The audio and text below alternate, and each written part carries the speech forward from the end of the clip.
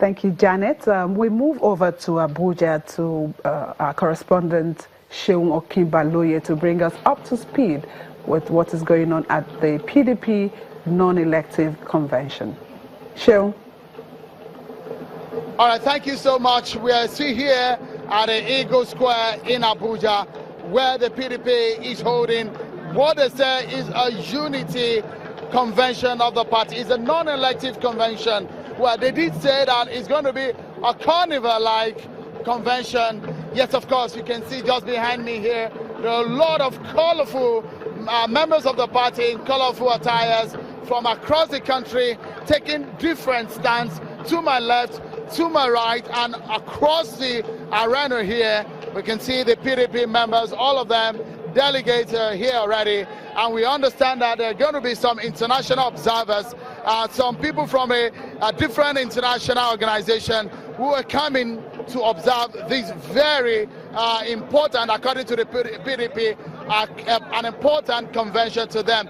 This is the very first national convention, and in fact, the very first opportunity for the party to come together since the Supreme Court judgment.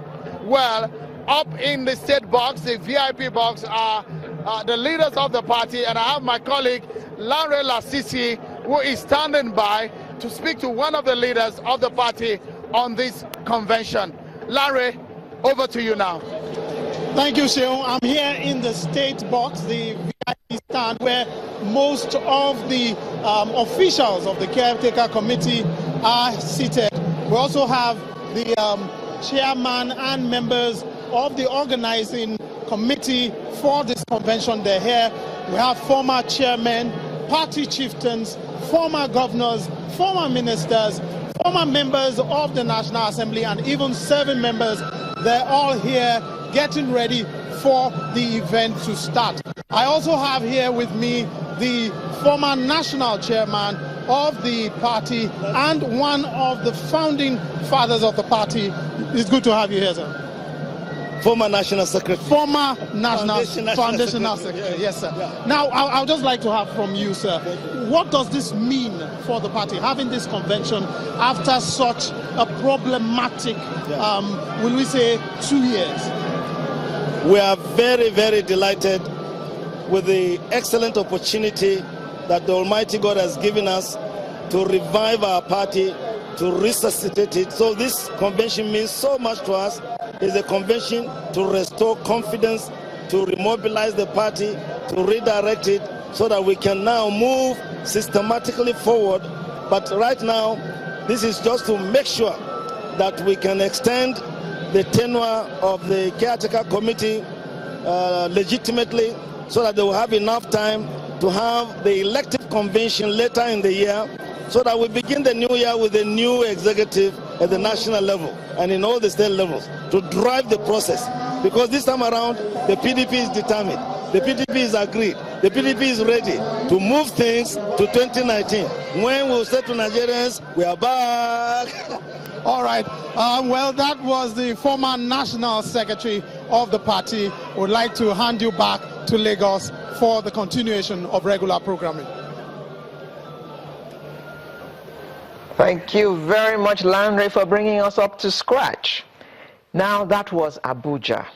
But here in the studio in Lagos, we have an actor who is also a director, a producer, a broadcaster, and one of Nollywood's best.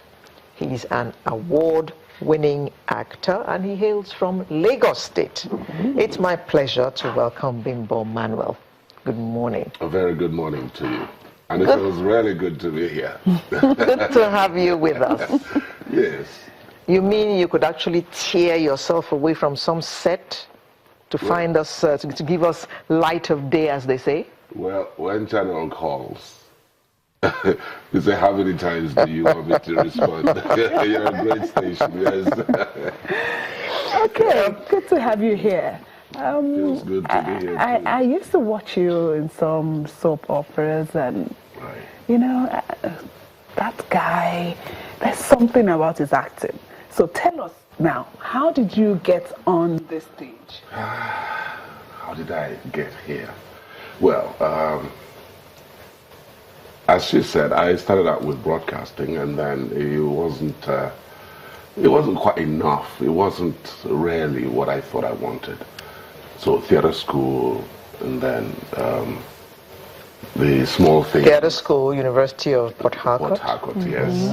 You know, the small things, doing small skits and so on. And then the big programs with NTA, and then Nollywood came, and then Checkmate came. And then Tinsel came. And here we are. And as they say, the rest is history. That's right.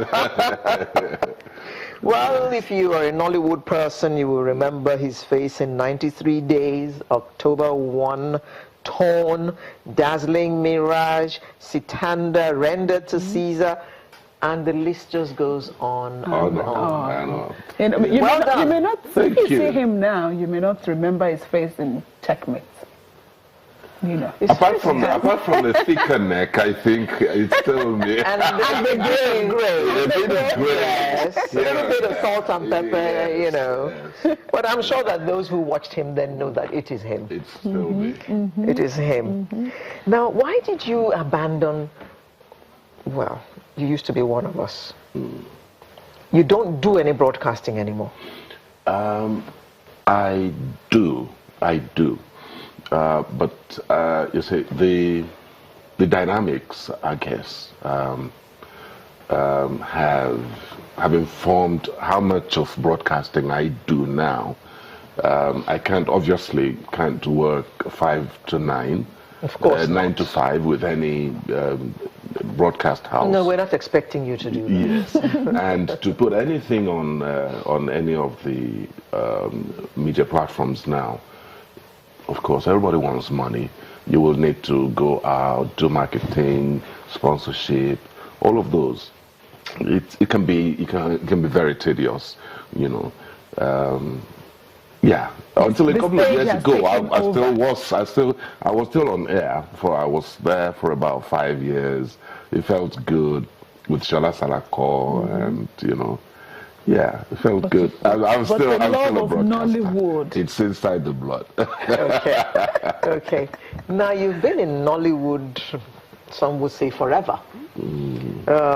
So you have seen the growth of Nollywood. That's right. From virtually nothing to an industry that is now world acclaimed.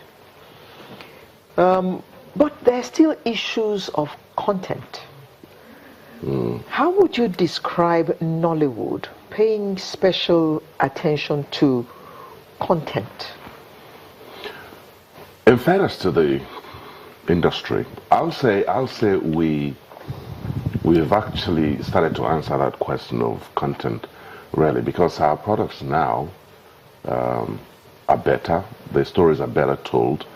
Well, at least in the treatment, they're more, I think, more responsive to the to our environment, to our audience, and they are beginning to cross borders. And I think that would only have happened if there was something inside it that speaks to those cross-border audiences, you know.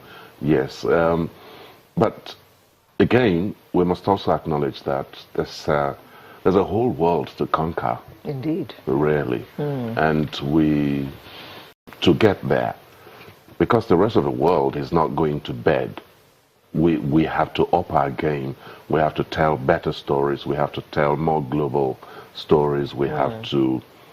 You see, I got into a conversation not too long ago about the choice that the writer and the producer, the director, have to make locally, and that was coming from a question of why are films not showing on the big screens in the West, Europe and America and so on. And my take in that conversation was that we seem to be too consumed, if you like, with this thing about our culture,